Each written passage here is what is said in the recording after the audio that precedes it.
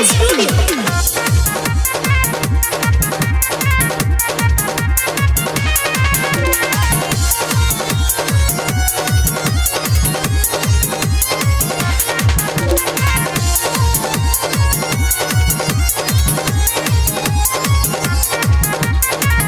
कोना सम्हारी अपन पिचकारी हे गे कोना सम्हारी अपन पिचकारी मन कर रंगी आई तोरा गे उठा के कोरा चल करबै आई सादा दादा के उठा के कोरा चल करबै आई सारा रारा के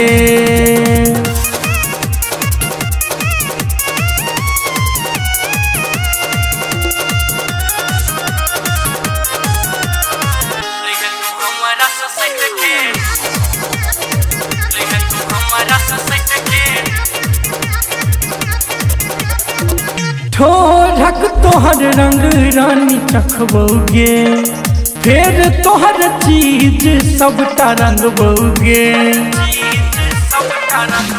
हाँ ठोरक तोहर रंग रानी चखबोगे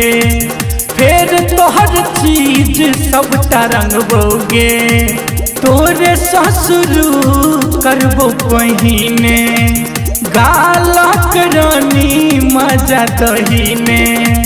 बूढ़बो के संग ताको छोड़ा गे उठा के कोरा चल करबै आई सारा दादा के उठा के कोरा चल करबै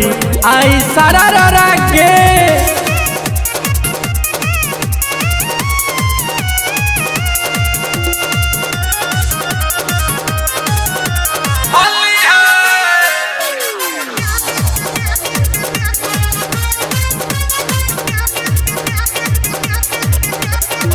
होली के दिन छियै रानी गे रंग बौआ सुन हम जवानी गे होली के दिन छियै रानी गे रंग बौआ तोहर जवानी गे कौशल कहै छौ किछ करैले